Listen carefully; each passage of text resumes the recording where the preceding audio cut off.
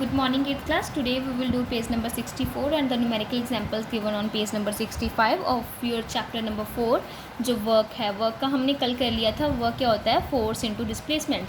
और कौन कौन सी कंडीशंस में वर्क डन होता है और कौन सी में नहीं होता, हमने डिस्कस कर ली हैं. If you still want to discuss it, कल की वीडियो देख सकते हो आप.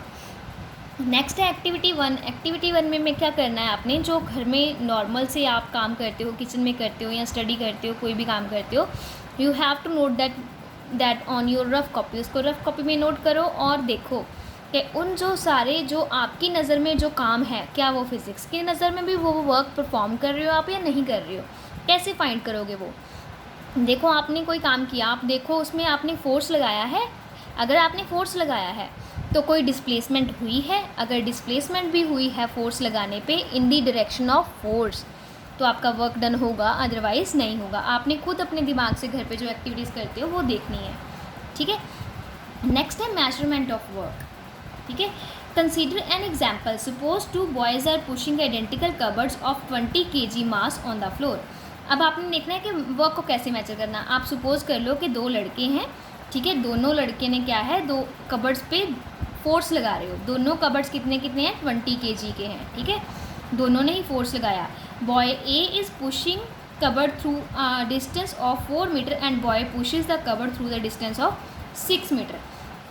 अब जब इसने फोर्स लगाया, ठीक है, इसने भी फोर्स लगाया, इसने कबर्ड को जब बॉय ए है उसने कबर्ड को 4 मीटर तक आगे मूव कर दिया है, लेकिन जो बॉय बी है उसने कबर्ड को 6 मीटर तक आगे मूव कर दिया. ठीक है. दोनों ने सेम वेट की कबर्ड पे फोर्स लगाया. इसने 4 मीटर तक कबर्ड को मूव कर दिया, इसने 6 मीटर तक मूव कर दिया. अब देखो किसने ज़्यादा काम किया होगा. ऑब्वियसली जिसने ज़्यादा कबर्ड मूव किया उसने ज़्यादा काम किया है ना. तो boy B has done more work, क्योंकि सेकंड केस में क्या है, डिस्प्लेसमेंट ज़्यादा हो रही है. ठीक है. So the work done by boy B is more as he push the cupboard through the greater distance. ठीक है. ज़्यादा मूव किया उसने. अब नेक्स्ट एग्जाम्पल ले लेते हैं एक और. उसमें भी boy A and boy B है. जो बॉय ए है वो 20 kg के कबर्ड को पुश कर रहा है और बॉय बी जो है वो 30 kg के कबर्ड को पुश कर रहा है. ठीक है. जब उन्होंने पुश किया तो बॉय ए एंड बॉय ए ने 20 को, बॉय बी ने 30 kg की कबर्ड को पुश किया. तो दोनों ने 4 मीटर तक कबर्ड्स को मूव करवा दिया. दोनों ने डिस्टेंस तो सेम कवर किया ना, जो कबर्ड का डिस्टेंस सेम कवर किया, लेकिन इसकी कबर्ड तो हल्की थी, इसकी कबर्ड क्या थी, हैवी थी. तो किसने ज़्यादा काम किया? ऑब्वियसली बी ने, क्योंकि बी की कबर्ड ज़्यादा हैवी थी. तो इसका मतलब क्या है, डिस्टेंस चाहे सेम है लेकिन फिर भी अगर कबर्ड का वेट डिफरेंट है तो जिसकी कबर्ड का वेट ज़्यादा था उसका वर्क डन ज़्यादा है. तो वर्क डन किस पे डिपेंड किया? फर्स्ट केस में डिस्टेंस, जितना डिस्प्लेसमेंट कवर हुआ उस पर डिपेंड किया. तो इसमें किस पे कवर किया कि उसका वेट कितना था. तो ओवरऑल वर्क डन डिपेंड करता है वेट पे भी, एज वेल एज कितना डिस्टेंस कवर हो रहा है उस पर भी. ठीक है. तो अगर हम पूरा वर्क का फॉर्मूला लगाएं, वर्क क्या होता है, फोर्स इनटू डिस्टेंस और डिस्प्लेसमेंट. Force into displacement. इसका मतलब क्या है, इसको ज़्यादा फोर्स, जिस व्यक्ति को ज़्यादा फोर्स लगाना पड़ेगा, मान लो इस केस में ज़्यादा फोर्स लगाना पड़ा था तो इस केस में वर्क डन ज़्यादा था. डिस्प्लेसमेंट, देखो इस केस में डिस्प्लेसमेंट ज़्यादा था, उसमें ज़्यादा वर्क करना पड़ा. मतलब फोर्स पे भी डिपेंड कर रहा है, डिस्प्लेसमेंट पे भी. जिस केस में ज़्यादा फोर्स लगेगा उसमें वर्क डन ज़्यादा होगा, जिस केस में डिस्प्लेसमेंट ज़्यादा होगी उसमें वर्क डन ज़्यादा होगा. दोनों में से अगर फोर्स बढ़ेगा तो वर्क डन बढ़ेगा, डिस्प्लेसमेंट बढ़ेगी तो भी वर्क डन बढ़ेगा. दोनों के बढ़ने पे वर्क डन बढ़ रहा है. ठीक है. Where F is the force and S is the distance moved in the direction of force. ठीक है. नेक्स्ट हम करते हैं SI unit of work. Work क्या होता है? वर्क की यूनिट होती है जाउल, जिसको हम रिप्रेजेंट करते हैं जे से. ठीक है, जाउल. तो वर्क का फॉर्मूला क्या होता है, work is equal to force into displacement और डायरेक्ट डिस्टेंस. ठीक है. If a force F is applied, अब देखो अगर मैंने फोर्स एफ अप्लाई किया किसी बॉडी पे और वो बॉडी एस डिस्टेंस से मूव कर गई, ठीक है, तो वर्क डन क्या आया, W is equal to F upon S. ठीक है. अब मैं कहती हूँ, मान लो मैंने फोर्स 1 न्यूटन फोर्स लगाया. फोर्स की यूनिट न्यूटन होती है ना. मान लो मैंने किस चीज़ पे 1 न्यूटन फोर्स लगाया है और वो चीज़ क्या है, 1 मीटर मूव कर गई है. तो वर्क डन कितना होगा, force into displacement, 1 newton into 1 metre क्या आ जाएगा, 1 न्यूटन मीटर, जिसको बोलेंगे हम 1 जाउल. अगर हम किलो जॉउल की बात करें तो किलो का मतलब क्या होता है 1000, मैंने आपको पहले ही बताया है। तो किलो का मतलब 1000, 1 किलो जॉउल इज इक्वल टू 1000 जॉउल। ठीक है, जॉउल एसआई यूनिट है उसकी। ठीक है, फर्दर आगे बच्चे आपके न्यूमेरिकल्स। फर्स्ट सभी न्यूमेरिकल्स में सेम ही आपने करना है। आपने क्या करना है, फर्स्ट न्यूमेरिकल देखो, a child applies a force of 5 newton on a toy card and is able to push the toy card through the distance 3.6 metre. तो उसने कितना वर्क किया, देखो उसने फोर्स लगाया 5 न्यूटन और कार्ड कितना मूव कर गया 3.6 मीटर।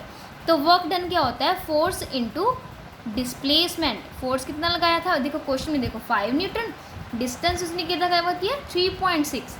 तो ओवरऑल दोनों को मल्टीप्लाई कर दो, वो आपकी क्या आ गया, वर्क डन। बस सीधा ही फॉर्मूला लगा के मल्टीप्लिकेशन करनी है। नेक्स्ट देखो, a force of 25 newton displaces a object through the distance of 5 metre in its own direction. 25 newton force लगाया है और बॉडी कितना मूव की है 5 मीटर। वर्क डन क्या होगा, फोर्स इनटू डिस्टेंस, जहाँ डिस्प्लेसमेंट आ जाए डिस्टेंस आ जाए, वन एंड सेम थिंग है। तो आपने क्या लिखना है, फोर्स इनटू डिस्टेंस। तो वर्क क्या आ गया, दोनों को मल्टीप्लाई कर देना, आपका सीधा ही वो वर्क आ गया। ठीक है, नेक्स्ट आपने ये चीज़ ध्यान रखनी है बच्चे कि अगर फोर्स न्यूटन में दिया है और डिस्टेंस मीटर में है तो आपकी वर्क क्या आएगा, जाउल में।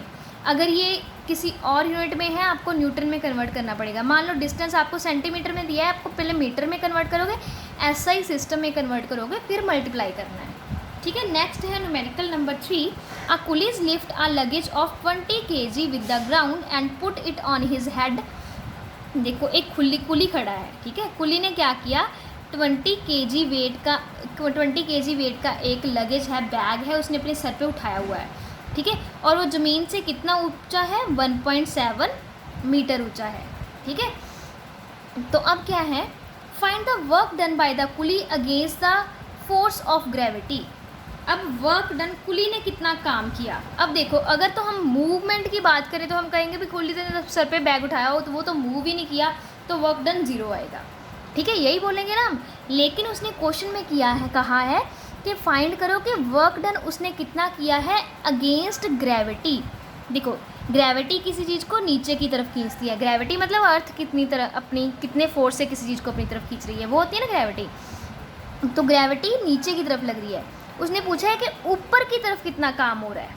ठीक है, जितने ज़ोर से ग्रेविटी उसे नीचे फेंकेगी उतने ही ज़ोर से बैग वो ऊपर की तरफ उसने अपने सर पे रखा होगा, तभी वो दोनों एक दूसरे को बैलेंस करेंगे, तो बैलेंस करके आपका आंसर आएगा। तो आपने क्या करना है, कितना फोर्स उसके हेड पे लग रहा है वो फाइंड करना है। ठीक है, फोर्स क्या होता है in the term of gravity, gravity earth की कितनी होती है 10 मीटर पर सेकेंड। फोर्स क्या हो गया, मास इंटू ग्रेविटी। फोर्स क्या हो गया, मास इंटू ग्रेविटी। तो उसके क्या आ गया, जो फोर्स का फॉर्मूला होता है वो मास इंटू ग्रेविटी। जो मास की वैल्यू आपने 20 kg उसको दिया था आपको, ठीक है, और ग्रेविटी की वैल्यू 10 पुट करो तो क्या आ गया आपका फोर्स। तो वर्क क्या होता है, वर्क होता है फोर्स इंटू डिस्टेंस। ठीक है, अब देखो फोर्स 200 आपने फाइंड कर लिया, डिस्टेंस उसके हेड से लेके ज़मीन तक का डिस्टेंस कितना है 1.7, तो वो पुट करोगे आप और आपका वर्क आ गया। ठीक है, अगर उसने कहा होता ना कि वैसे वर्क डन कितना किया है उसने, तो हम बोलते थे कि वो मूव ही नहीं किया तो 0 वर्क डन है। लेकिन उसने कहा है कि वर्क डन अगेंस्ट ग्रेविटी, मतलब अर्थ इस तरफ खींच रही है तो ऊपर की तरफ उसका वर्क डन कितना है, ऊपर की तरफ उसका वर्क डन क्या होगा, फोर्स इंटू डिस्टेंस। फोर्स हम कहाँ से फाइंड करेंगे, फोर्स के लिए हम ये फॉर्मूला लगाएंगे मास इंटू ग्रेविटी वाला। तो पहले फोर्स फाइंड करेंगे, फोर्स को फिर ग्रेविटी के फॉर्मूला में पुट कर देंगे, और यहाँ पे डिस्टेंस हम कितना लेंगे, अर्थ के सरफेस का उसके हेड से जितना डिस्टेंस है दैट इज़ 1.7, वो पुट करेंगे। ठीक है, नेक्स्ट न्यूमेरिकल नंबर है 4, show by the actual calculation in which of the following cases more work is to be done. अब इन दोनों केसेस में देखो वो बोले कि कौन से केस में ज़्यादा वर्क हो रहा है। फर्स्ट केस में देखो 7 न्यूटन फोर्स लग रहा है और कितना मूवमेंट कितनी हो रही है 1.5 मीटर। तो दोनों को वर्क कैसे फाइंड करेंगे, फोर्स इंटू डिस्टेंस। मैंने पहले फर्स्ट सॉल्व करना है, मैंने फोर्स इंटू डिस्टेंस से मल्टीप्लाई कर दिया, फोर्स को डिस्टेंस से, तो मेरा इतना आंसर आ गया। बी पार्ट ले लिया, बी पार्ट में फोर्स 6 न्यूटन है और डिस्टेंस कितना 2 मीटर है, तो मैंने वैसे ही मल्टीप्लाई करके वर्क बना लिया, ठीक है। दोनों को work is equal to force into distance मैंने मल्टीप्लाई करके वर्क निकाल लिया। अब दोनों केसेस में देखो, फर्स्ट केस में 10.5 जाउल वर्क हुआ है, दूसरे केस में 12 जाउल वर्क हुआ है। तो उसने यही पूछा ना कौन से केस में वर्क डन ज़्यादा हुआ है, तो वर्क डन कौन से, बी केस में वर्क डन जो है वो ज़्यादा हुआ है। Work done is more in situation B.